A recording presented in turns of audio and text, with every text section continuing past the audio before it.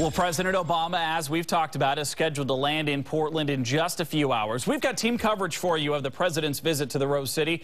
Kennelly will be pinpointing exactly how his visit will impact area roadways. But first, let's start with KOIN Local 6 reporter Brent Weisberg. He's live at the Oregon Convention Center. That's where the president is scheduled to meet with donors later today. Good morning, Brent.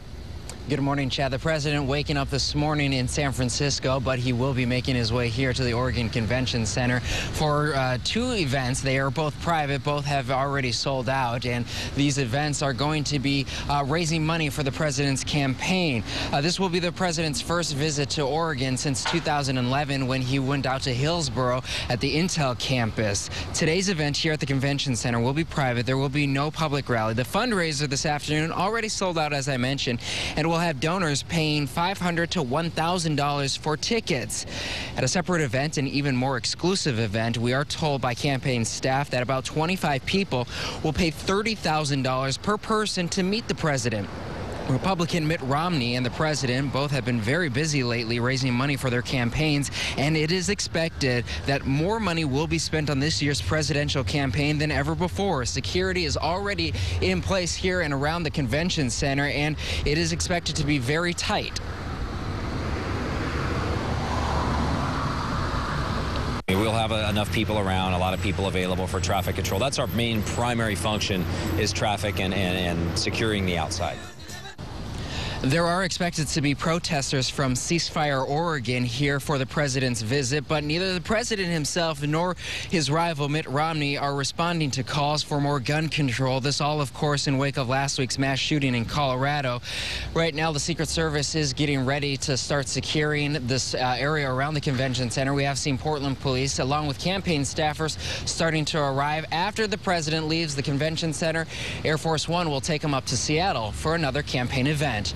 Reporting for you live this morning, I'm Brent Weisberg, KOIN Local 6. All right, Brent, thank you very much. Well, as you can imagine, President Obama's visit really going to tie up some roads, especially around the Lloyd district and on I-84, and that could be a problem for all of you heading out and about. Kennelly joining us now. And Carly, so let's talk specifics here. Which roads will be affected by the president's visit, and how do folks get around it? I've got all of them for you, and these closures start right around 9:30 in the morning, and then they last until the president leaves town. So let's start with the ramp closure off of I-84. The Rose Quarter exit ramp will close, and that's off of I-84 westbound as you merge onto I-5. It will stay closed from 9:30 until the president leaves. You should use the Lloyd Center exit to get to the Rose Quarter.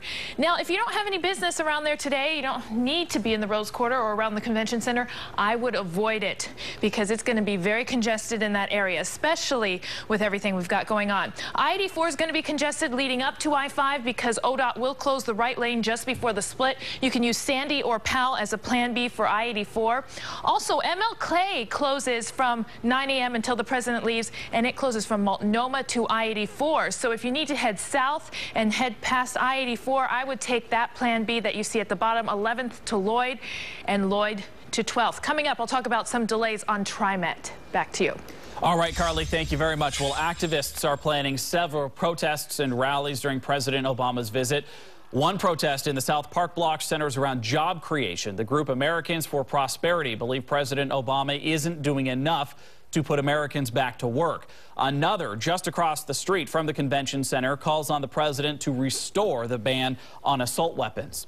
Of course, count on us right here at KOIN Local 6 for complete coverage of the president's visit. You can follow us on the air here throughout the day. You can also follow online at KOINLocal6.com, as well as our Facebook and Twitter streams. We'll have up-to-the-date information for you there.